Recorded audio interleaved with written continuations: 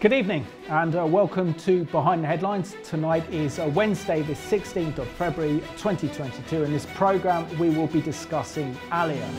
As we see that with the US President Joe Biden announcing that we could see an imminent invasion of the Ukraine by Russia with 140,000 troops on Ukraine's border, what it has done is raised a very important issue and a very important question, and that's what happens to the plight of Ukrainian Jews and also the 10,000 plus Israelis living in the country. We've seen that Naftali Bennett, Israel's Prime Minister, has called on Ukrainian Jews to make Aliyah to Israel.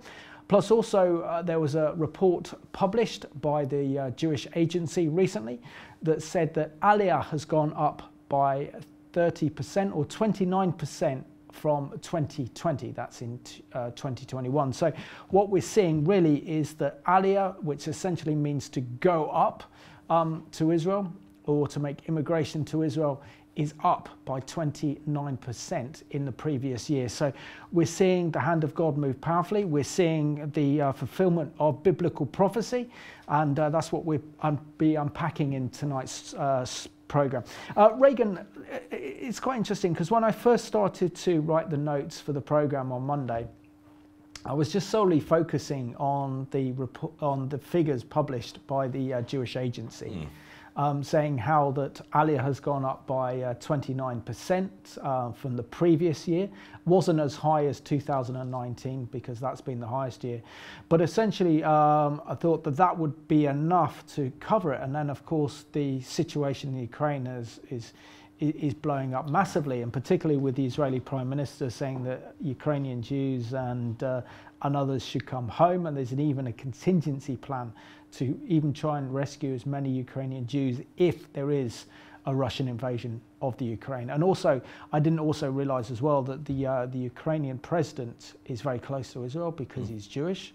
So we see maybe he'll make Aliyah. Oh, he might do. He might do. Depends on how close Russian forces get to Kiev, I suppose. Yeah. I pray that never happens. But it's interesting to see how God is using these huge events in order to fulfill his purposes and to bring his people home, the Jewish people home, back to Israel. Simon, this is why I think it's always so helpful to reiterate to one another as believers in Christ that nothing is outside of God's plan and purpose, right? Let's say Russia does invade Ukraine. Is it a tragedy? Will it bring devastating loss of life? Almost certainly. At the same time, God uses what others mean for evil to powerfully work toward the defeat of evil and to accomplish good. We see that all the way through the scriptures.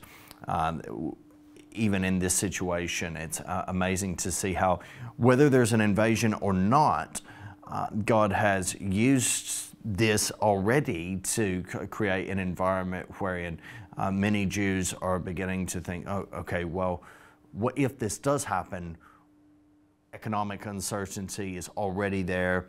Uncertainties due to the pandemic have been there. Yes, there are difficulties and challenges with living in Israel, but increasingly other nations are facing the same sort of challenges with things like cost of living and whatnot. So it's not necessarily going to get easier. Let's go to our homeland. You can see it playing out. And in fact, the Jewish Agency, they have been instructed on behalf of the Israeli government to draft up plans to help bring the remaining Jewish people from Ukraine, Russia, and Belarus back to Israel. And that will, of course, have massive logistical challenges, but the plan is being drawn up. The plan is going to be in place. In 1991, the Soviet Union collapsed, leading to over 1.5 million Jews from the former Soviet Union making Aliyah to Israel. I mean, these events, Simon, are undeniably in keeping and in line with the prophetic statements that indicate that God's people scattered across all of the nations, not just one or two nations, all of the nations will eventually be brought back in His goodness to the land that he promised, the land that I remind viewers there's an eternal covenant attached to, right? It's an unconditional covenant that is there. And so you see all of this playing out.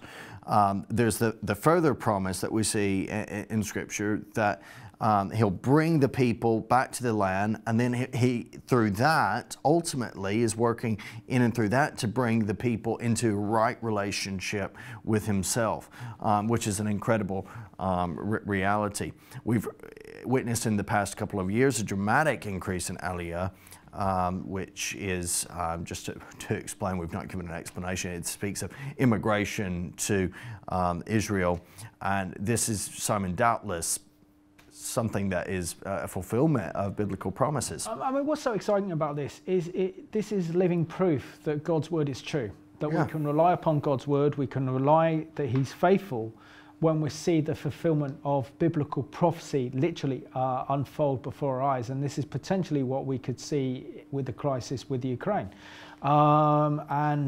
Israel's also carrying out a kind of rescue plan to try and get as many Israelis out of Ukraine as possible. Even talking some of between 10 and 14,000 Israelis are in the Ukraine currently. Just to let you know, we are live, we are interactive, so I'd love to hear your views and comments. So the question for tonight's program is, what is the biblical significance of Aliyah? Now, right at the end of my notes, I have got a definition of. You do, and we're going to go to that definition because someone has asked, "What is Aliyah?" Please, thank you. A very fair question. Aliyah is a special term from the Hebrew Scriptures used to describe the process of returning to the land. Aliyah meaning to ascend. It was used in ancient times in reference to Jewish pilgrims ascending to Jerusalem for the three great biblical feasts. You remember them, Simon? Passover. Pesach. Yeah. The other one would probably be Yom Kippur. Pentecost. And Tabernacles, yeah? Tabernacles. Yeah. So Passover, Pentecost, about three then. And Tabernacles, there we go, yeah. Thus, the process of making Aliyah today is seen as having spiritual meaning beyond the physical act of return. So hopefully that clarifies that, and we'll be looking at a few Bible passages later on. But Simon, as we're watching this unfold, we can see that it's not just Ukraine, right? This is significant. Yes, there are many, even around, I believe, 200,000 who can qualify to go to Israel from Ukraine, but there's... Explain that. I think we have to kind of unpack this one because it can get a little bit complicated. There's currently between 10 and 15,000 Israelis living in Ukraine at the moment. Now, they could be Ukrainian Jews who made Aliyah to Israel, but decided to come back because the cost of living in Israel is too expensive. So they have Israeli passports, they are considered Israeli citizens. Then we have the Ukrainian Jews, which is about 43,000, but many of them are married to non-Jews with their partners, husbands or wives, that actually amounts to 200,000. So if the entire Jewish community and also those that are married into those Jewish families make Aliyah to Israel, you're looking at a region of almost 200,000 Ukrainian Jews making Aliyah to Israel, which is absolutely massive. And that's not forgetting how many Jews are in Belarus as well. As we know, they're under a dictatorship, and those still remaining in Russia as well. So the more the situation escalates, the more we see the conflict grows, more that desire then to flee the country and make Aliyah becomes stronger because they know their lives are at stake. But there have been so many excellent Christian organizations that have done such a good work in trying to bring the Jewish people back into the land of Israel. I mean, like the Ebenezer Fund, they set up those Odessa ships from Port of Odessa to Haifa. I work with ICJ. They've got an excellent guy called Howard Flower, who's their representative in Russia to help make Aliyah. And so we see that this is something that is God's heart, and this is literally fulfilling God's word of what he promised in the books of Jeremiah, Isaiah, Joel, and all the prophets, both the major and the minor prophets. We have this from Tom. Guys, if I wanted mainstream media propaganda and US, UK government talking points, I would watch CNN. You know they're dishonest, yet you take their fear-mongering at face value. It would appear Mr. Biden is not going to get his war. Respectfully, Tom. Tom, I can't tell you the last time I watched CNN. I can't tell you the last time I've watched any mainstream media. Yes, I agree that there's a lot of fear-mongering about different things. There's a lot of baiting that's going on. I can't tell you what Biden is or is not thinking in regard to some of his words, which we've spoken of, that they can be unhelpful and baiting toward Russia. But what I do know is I have family and friends in Ukraine, and there very definitely is an ongoing conflict, whether Biden gets his war or not. Ukraine and Russia have been at war since 2014, so I don't know what to tell you, man. I mean... Well, there's no way I think that, you know, that Biden would probably want a war. He wouldn't be able to cope with one anyway. Yeah. He wouldn't have the mental capacity to actually do that. But the big question is, and those things, you can't deny the fact there is 140,000 Russian troops on Ukraine's eastern border, and another 40,000 in Belarus, and then another concentration of Russian troops in the Crimea. Yeah. From the Black Sea. So, you know, this is, whatever you kind of think in this situation, whatever the motives, and everyone's probably questioning what Joe Biden is wanting to do right now, because he's definitely escalating the conflict. Oh, yeah. By telling the US embassy staff and American nationals to get out of the Ukraine because an invasion is imminent. Supposedly it was supposed to happen yesterday. It never did. But that doesn't mean that it couldn't happen. But also we know that Putin carried out a cyber attack on the Ukraine yesterday, and he's done that when he's launched his invasion against Georgia in 2008, and then when he launched his war against the Crimea in 2014. So with someone like Putin, we don't effectively know what we're dealing with, or what side of Putin we're going to see, or how he's going to react. Yeah. But the main thing is, and the main story of this program tonight, is to look at the predicament of Ukrainian Jews caught up in a potential Russian invasion of the Ukraine. And frankly, you know, for the US and the UK fits in this discussion is totally irrelevant, because regardless, there is tension between Russia and Ukraine. I get daily updates from Ukraine people very close to the Donbass region, and you know, this tension has been going on. This is affecting the Jewish people. This is causing many to consider, okay, what is my placing? What is my standing here? It is causing, the agency is looking into how it can logistically accomplish the return of Jews, not only from Ukraine, but from Russia and Belarus as well. So, you know, undeniable stuff going on. God's using it. We're thankful for that. But there's been a total 27,050 new immigrants that arrived in Israel over the course of 2021. 30% increase, as you already said, Simon. But that also includes 4,000 immigrants from the United States, which is interestingly the highest figure since 1973. So it's a massive increase. Another 400 immigrants arrived from Canada, bringing the total number of immigrants from North America to over 4,400 in 2021. France saw, I think unsurprisingly, a 40% leap with 3,500. Highest in 4 years. The highest in 4 years, exactly. Now, and 7,500 from Russia, a 10% increase from 2020. 3,000 from Ukraine this past year, up 5%. Other countries as well. There has been a very high number of Jews in Argentina. 900 arrived from Argentina, 55% more than last year. 630 from the UK, 550 from South Africa, 550 from Brazil, and 280 from Mexico. Also, 1,636 from Ethiopia, immigrants from Ethiopia came to Israel as part of Operation Zur Israel, which has renewed the immigration of Jews from the country after years-long hiatus, and there's some inspiring stories out of that whole. But the thing is, Simon, like, why do you think we're seeing a spike steep increases. I mean, these are not paltry increases. France, 40%. Germany is very worrying. Yeah, so Germany, 58%. I mean, that's huge.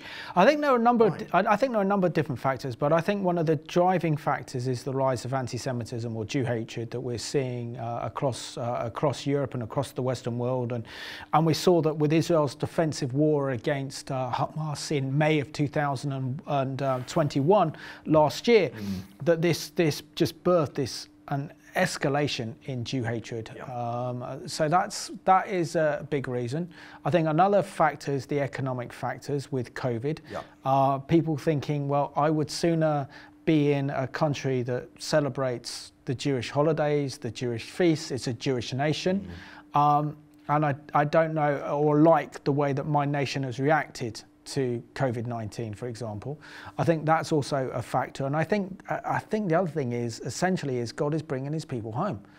You know, and it's when we see, when you're comfortable, and it's the same in our Christian life, when are we closest to the Lord? Is when we face difficulties, we face hardships, we need to rely on him. So in the same way, when we see conflict zones, whether they're in Ethiopia or whether they're in the Ukraine, this means it makes people evaluate what's important in life, and this is why I think so many Jewish people now have decided to make Aliyah in 2021. So we got this news report to go to from CBN, which talks about the Israeli Prime Minister Naftali Bennett calling upon Jews living in the Ukraine to come home to Israel. On Sunday, Israeli Prime Minister Naftali Bennett called on Israelis in Ukraine to leave. I am calling again upon Israelis in Ukraine, come home. Don't take unnecessary risks. Don't wait for a situation where you really want to come back, but it will be impossible. Be responsible for yourselves, leave Ukraine as quickly as possible, and come home. But Israel is concerned not only for its citizens, but also for the tens of thousands of other Jews in Ukraine. Former Israeli ambassador to the UN, Danny Danon, is involved in that effort. So I have been in touch with the leadership of the Jewish communities in Ukraine. They are confused about their future. We told them the gates of Israel are always open for every Jew to come. But Danon says even in the face of an invasion, it's a difficult decision. But you know, it's not easy to relocate your family when you have a connection to your community, a job, elderly parents. It's not easy for them to come and just pack their things and move to Israel. Who made Aliyah to Israel.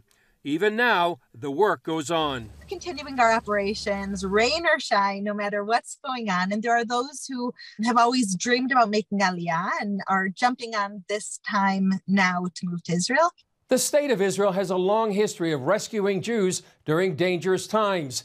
With well over 100,000 Russian troops on the border of Ukraine, the Jews in Ukraine may seek Israel's experience in their hour of need. Chris Mitchell, CBN News, Jerusalem.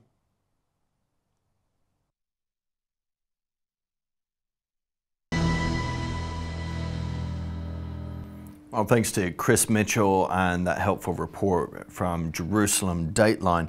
We are live and interactive. Please be sending in your thoughts, your questions, your thoughts in regard to Aliyah, what we're talking about this evening. What is the biblical significance of Aliyah? We've already defined Aliyah. If you're joining the program just now, this is speaking of the return of the Jews to the homeland of Israel.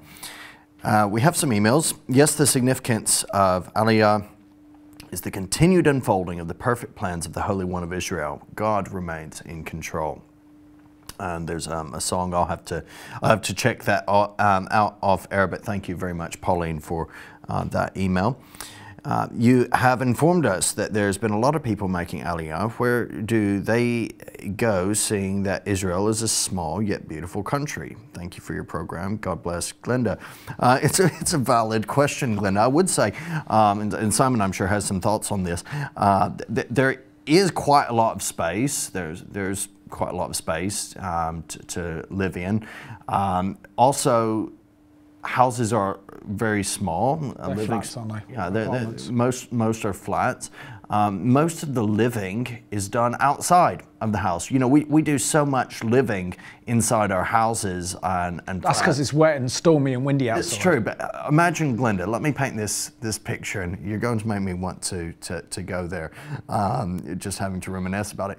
You have sun over 300 days of the year, really nice, warm, temperate climate. Borderline tropical in some ways. You have beautiful, pristine beaches. You have the lovely Jordan River, which you can go kayaking or water tubing down. So my wife tells me I've still not. Kafut Bloom. Yeah, it's nice up there in the north, near the Hula Valley. Yeah, you can go to little cafes and enjoy fresh squeezed juice from the lovely orange trees that are all over the place. I mean, I'm painting this lovely picture. You're going to want to. No, but you can't make Aliyah, but I mean, this was part of Israel's first Prime Minister David Ben-Gurion's vision to cultivate the Negev desert to accommodate a large number of Jewish people making Aliyah. So, you know, that's something that is the big project in Israel, and that's what they're trying to develop is the Negev. Yeah. So that more and more communities can live in there.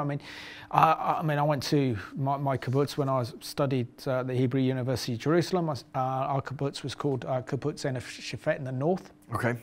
By the Megiddo Junction.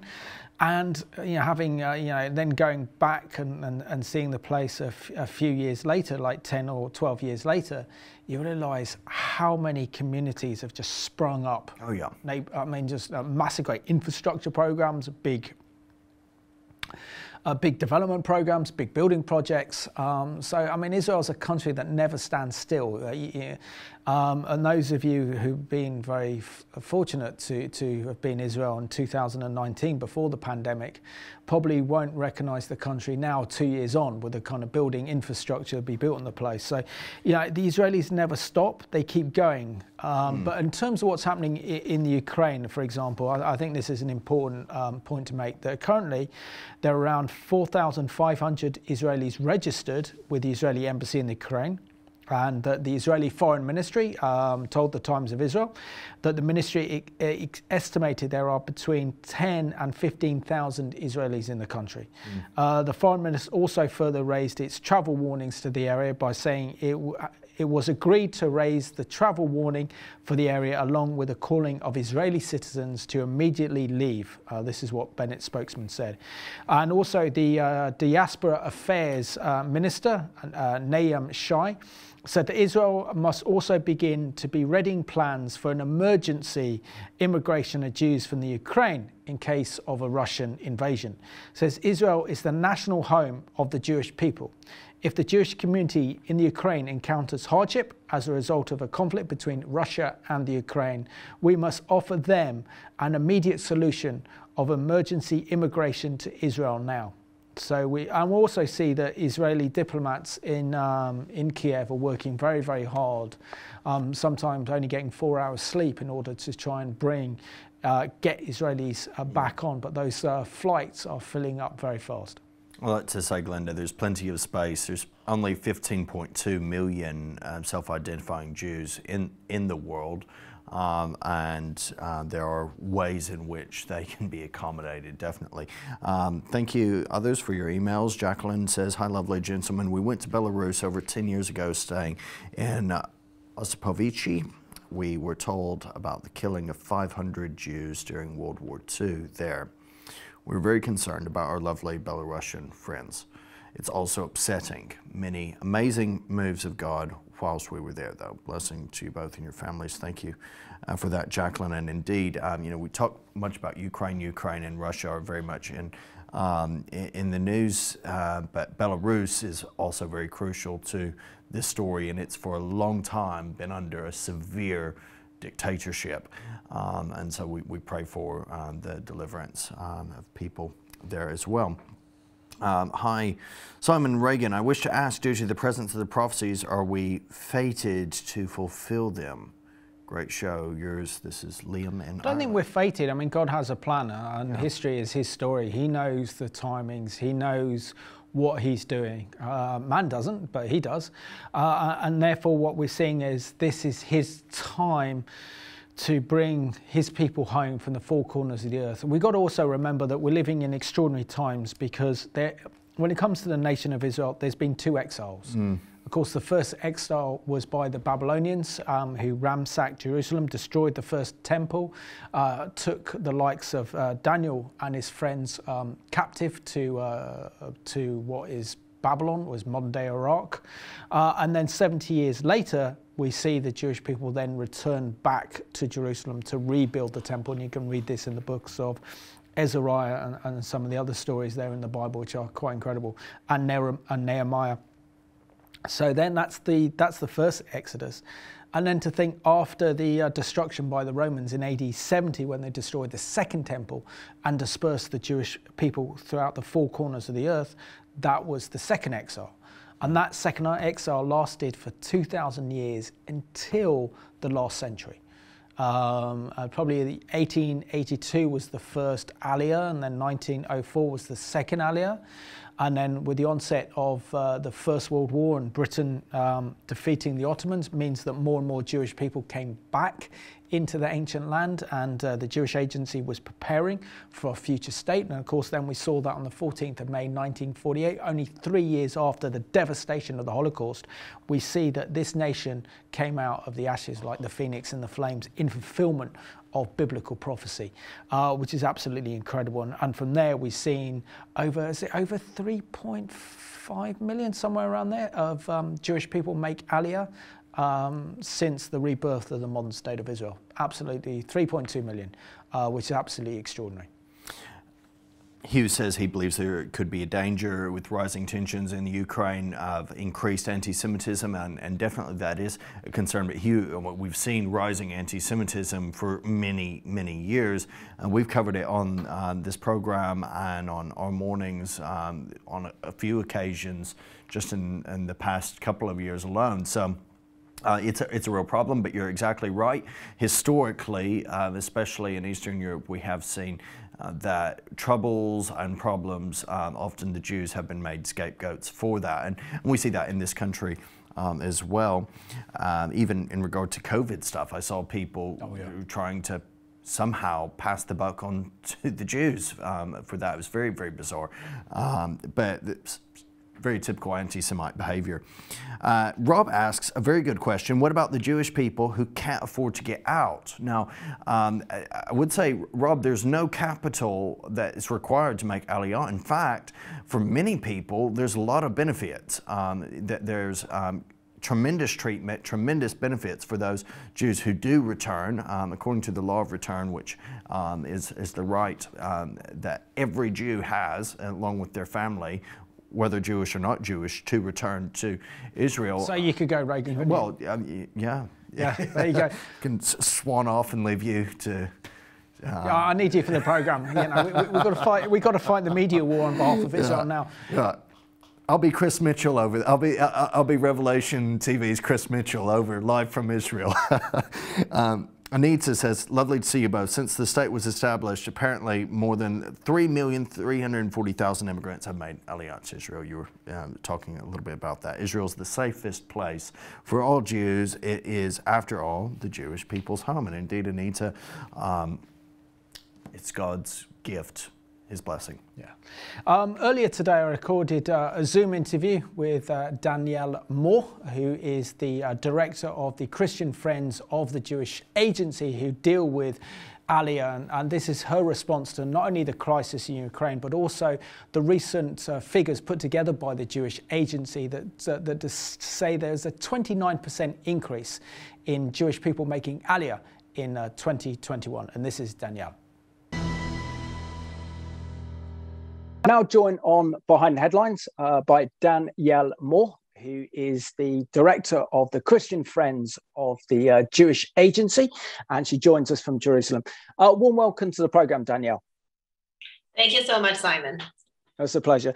And for our viewers, can you share with us the really incredible work that you are doing through the Jewish Agency to reach out to evangelical Christians around the world to support Israel, but also to support what we're talking about tonight, and that is Jewish people making Aliyah to Eretz Israel?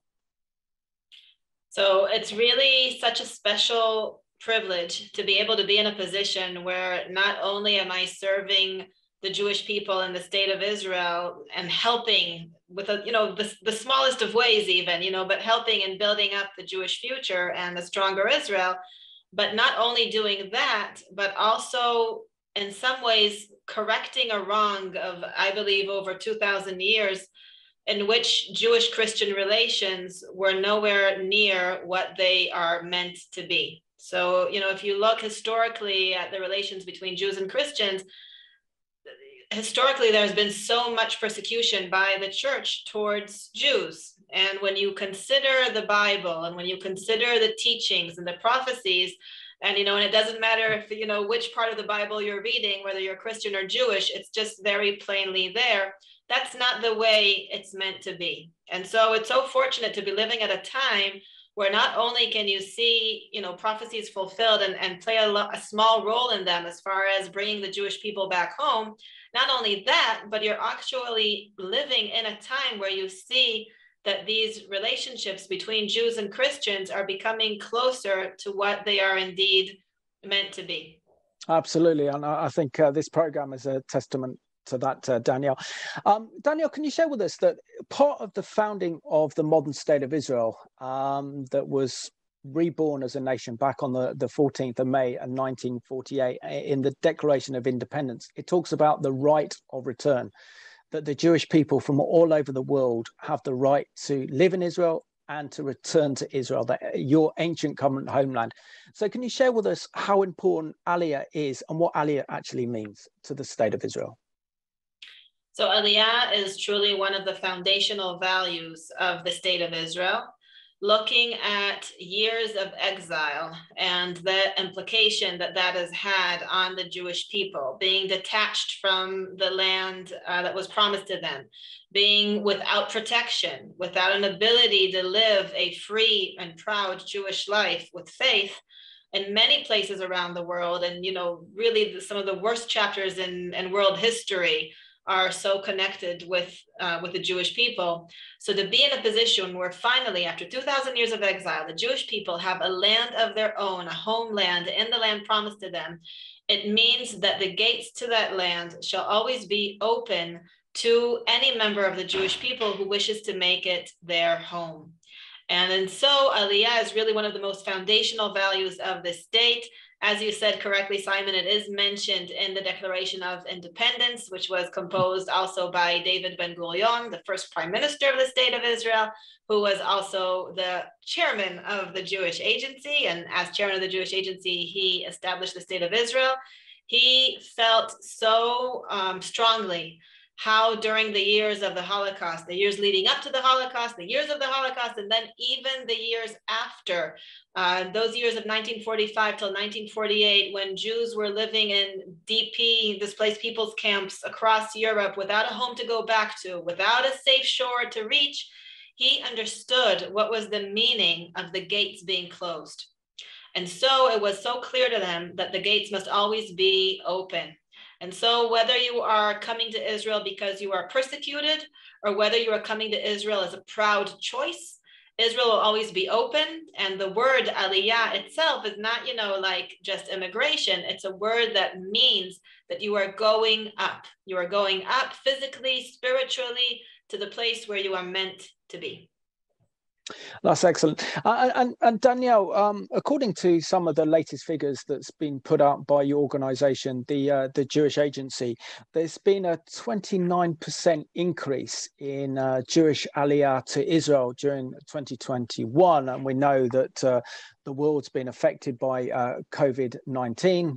Israel itself closed their borders as well. So what are the contributing factors that are leading to such a big rise in the number of Jewish people making Aliyah to Israel from around the world in 21?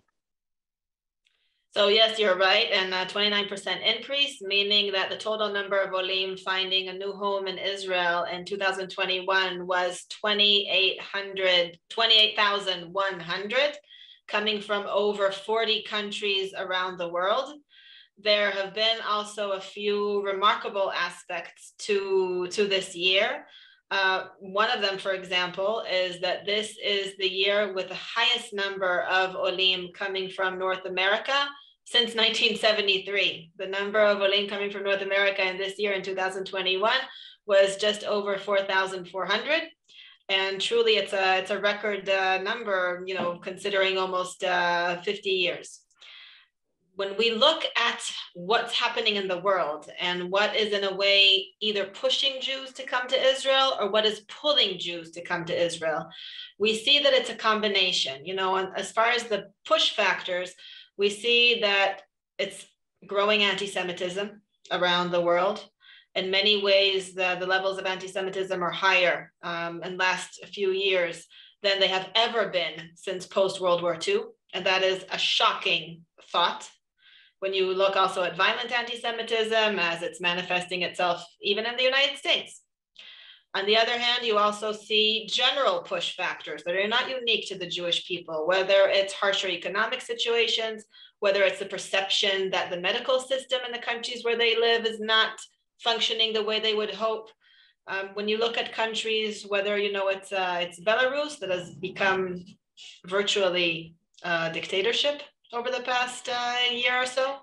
And when you look at countries that are perceived as being countries where perhaps the government is not doing its best to protect its citizens, those are all push factors. And then when you look at Israel, and Israel being perceived as a country, you know, going into history now with the Abraham Accords, going into extreme measures to really ensure the safety of its citizens, whether it's safety from terror and whether it's from health threats. And also the stable economic situation in Israel. All these lead to pull people. And beyond all these factors, there's also a removal of psychological barriers, because whereas in the past it was considered such a monumental step to make Aliyah, and it is a monumental step, but it was perceived, how can I even manage this as far as, you know, my work, my studies, my family? And here we are after, you know, over a year with lockdowns and quarantines and not being able to visit, you know, family members that maybe live, you know, 10 miles down the road. And with all that, there is a psychological shift, realizing that the home doesn't have to be limited to the geography in which you were born. It can be expanded to the geography of your destiny. And that is, in many ways, Israel.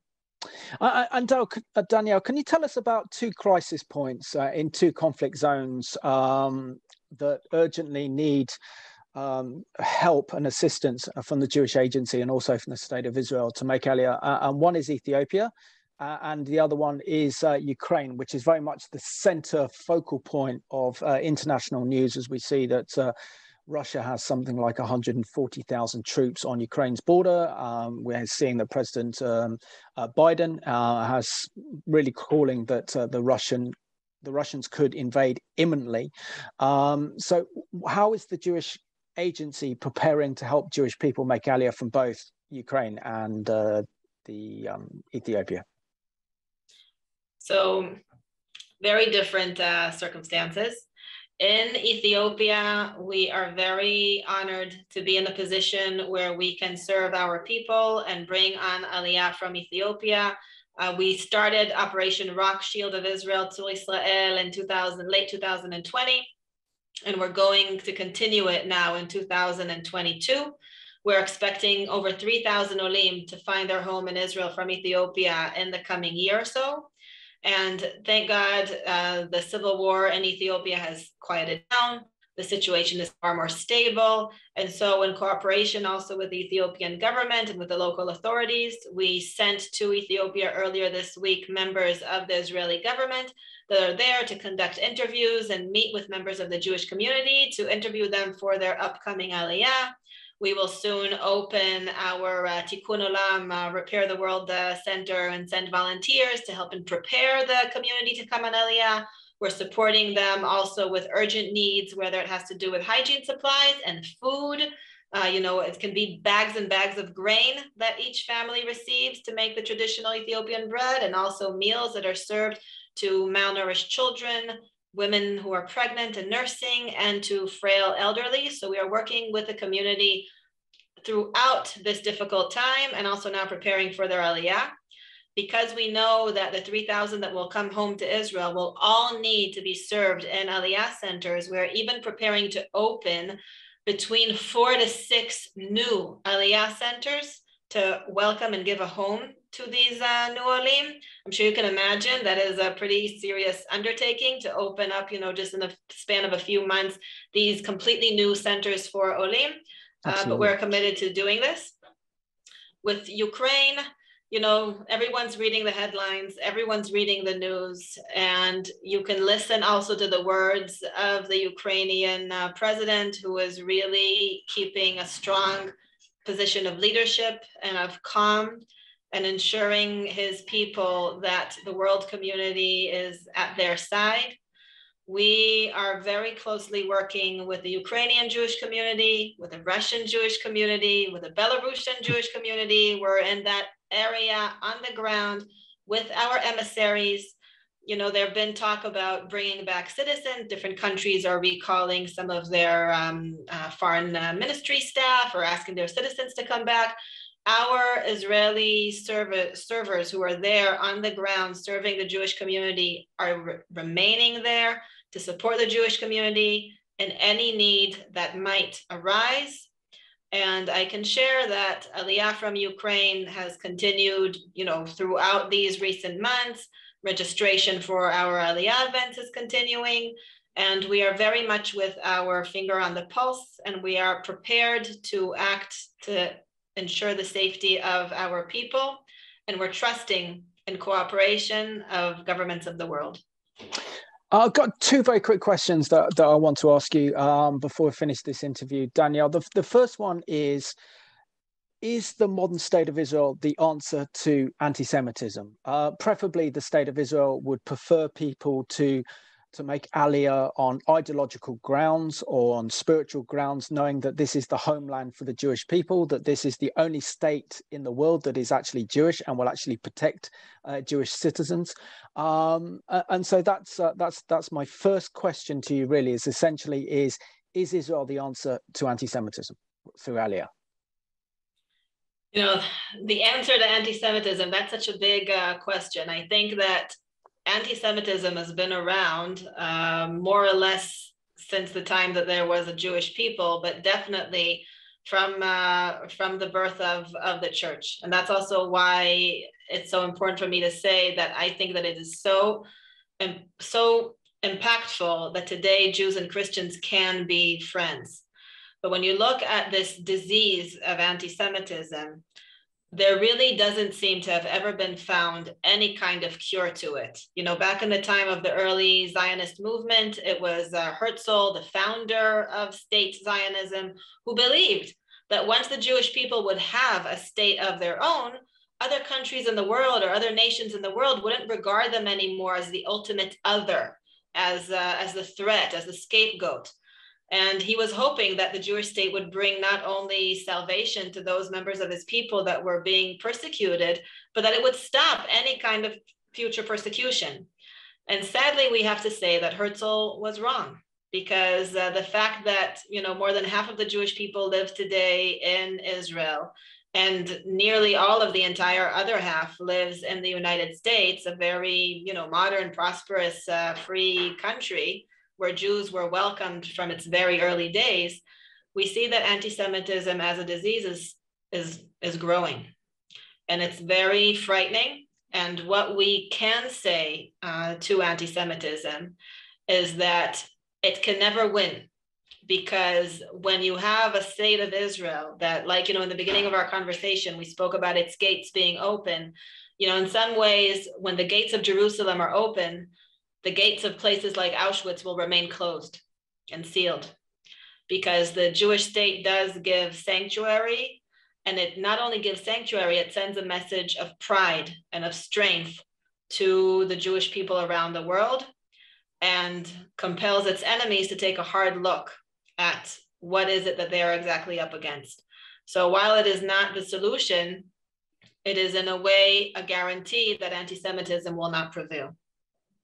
And that's a really good answer. And finally, Danielle, can I ask you, how can our viewers who love Israel, who love the Jewish people, get behind you and the incredible work that you are all doing at the Jewish Agency in helping to fulfill biblical prophecy and bringing the Jewish people back to their ancient covenant homeland, which is the modern state of Israel?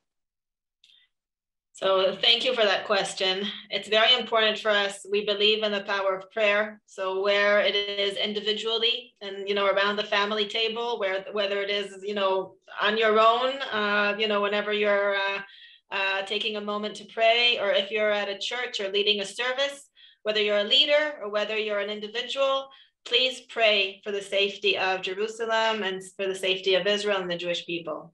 Wherever there's also an opportunity to act, whether it is to stand up to hate, whether it is to join any kind of demonstration or any kind of public act where you are saying proudly that you are standing with Israel.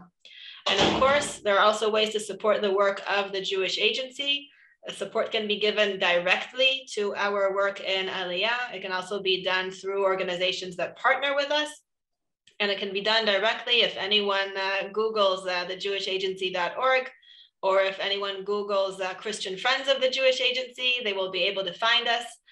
Find also my email, which you're welcome to provide to your viewers, and to be able to reach out with whatever it is, whether it's their words of prayer support or whether it is with a financial gift to help and bring our people home and strengthen the state of Israel.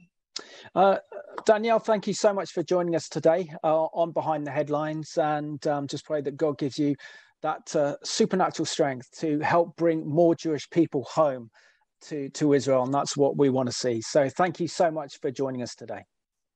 Thank you so much for inviting me, Simon, and God bless you from Jerusalem.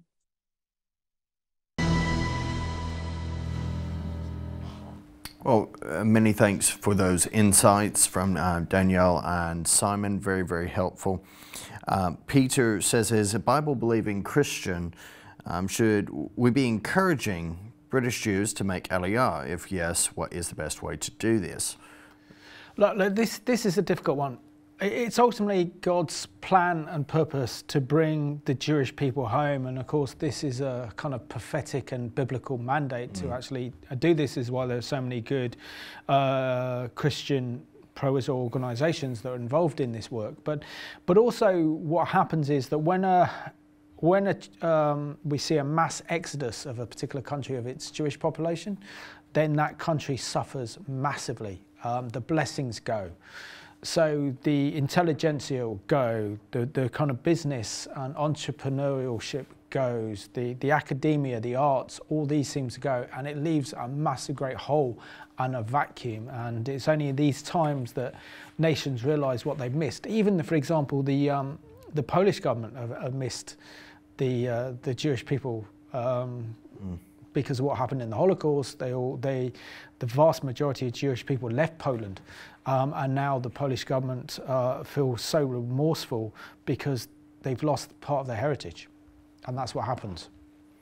Yeah, so I would say, Peter, that it's not something you can have a friendly conversation with your Jewish friends, but please don't couch it in terms of why don't you make Aliyah. It's like it can give off the wrong impression to some people that you'd rather them go. If Jeremy Corbyn had won the election in 2019, we would have seen a mass exodus of Jewish people making Aliyah. So it also depends on the political climate, the spiritual climate of the country, but also understand that many Jewish people make Aliyah because they're Zionists, because they believe in the modern state of Israel. They feel passionate that they have something that they can contribute to the modern state of Israel, and that's why they go. So in a sense, for Israel, it's much better to have people that are kind of ideologically geared up to strengthen and support the Jewish nation from those that only come to Israel because they're fleeing from anti-Semitism or Jew hatred. Yeah, it's important just to remind that the vast majority actually of people who are in Israel are not religious, or not really practicing on the religious side of their Judaism. So they believe in the vision of Zionism, they value their Jewish ethnicity, but they haven't yet seen that fulfillment of prophecy, which sees them reconciled to their God. So that's something that we can pray towards. We have this from Margaret. Hi guys, what an interesting program. I was wondering, I'm a Christian, but found out a few years ago that my DNA was 1/3 Jewish. Does this mean I and my family are eligible to go and live in Israel? Unfortunately, Maggie, no, I don't think so, unless you can prove that your mother was Jewish, and unless you have some special grandparents as well, though. Grandparents as well, but you have to have special certification from a rabbi, and as you say that you're a Christian, that could be very complicated to procure. So it's unlikely, but I would encourage you to visit, and in fact Revelation TV does have a tour that's planned for this year to Israel, so I'm sure that you can find out details of that if you contact the office here. Hi, love the program. Pat says, whilst I agree with Aliyah and the prophecy surrounding it, I question the hype Biden is creating. I would be inclined to trust the words of Jesus. There will be wars and rumors of wars. That's all we've said, Pat. Imagine if there wasn't rumor of war and there wasn't the pressure on Putin, he would have pretty much a clear go at it. We can't forget that there have been people in Ukraine and outside constantly working around the clock to try to negotiate and fight against this war from happening. Yes, you're right, the media are spreading rumors. There's stuff that's out there that's not accurate, but frankly there's stuff out there that is accurate. And if you ask your general, if you have a Ukrainian friend or someone who you know in Ukraine, ask them their thoughts on it. I've done that and it's very enlightening. I trust Revelation TV will speak the truth, and that's what we seek to do in a balanced way. We don't make the news, Simon, we report it. But you sometimes make the news, Reagan. You've made the news once, so yeah. Very good. But it's true, that's the whole nature of the programme. It's called Behind the Headlines, so we go beyond what you are given by the mainstream media to do some thorough research, so you have a greater understanding from a Christian perspective on the issues that matter to God and the issues that are shaping the world we're living in today. Which draws me on to conclude the programme on this scripture, as we see in Jeremiah 16 verse, so this is Jeremiah 16 verse 16. It says, "But now I will send for many fishermen, declares the Lord, and they will catch them. After that I will send for many hunters, and they will hunt them down on every mountain and hill and from the crevices of the rocks." So are we now really seeing the kind of season of the hunters? If this invasion of Ukraine happens, we know that, for example, Putin is an authoritarian, he's not a democrat, and the devastation could be absolutely horrific, which could then spiral out of control. You know, neighbouring Belarus get involved, other nations, NATO gets involved, and therefore Europe then has another war in its hands, essentially. And then that's not forgetting what the Chinese could do or what the Iranians could do, and we could see essentially a scenario, as we've done on Behind the Headlines before, entering into World War III. So when we see these things, and we also look at the ideology of those that hate the Jewish people, it's you know, Nazism, fascism, the far right, but also Islamic extremism, and those two ideologies could come together at some point. But I think that's for another program. Reagan, absolute pleasure to be discussing this issue with you on Behind the Headlines tonight. And I want to thank you for watching at home, because the issue of Aliyah is absolutely essential to God's plans and purposes for Israel and the Jewish people, because he outlines in the Bible his plan to bring the Jewish people home, which means that we are living in biblical times. We are seeing God's word being fulfilled, and this is a demonstration that God is working in the nations today, and it's a demonstration of God's faithfulness to Israel and the Jewish people, and we can support them by standing with them, by helping Jewish people make Aliyah and supporting the Jewish Agency. So I want to thank you for watching tonight's Behind the Headlines.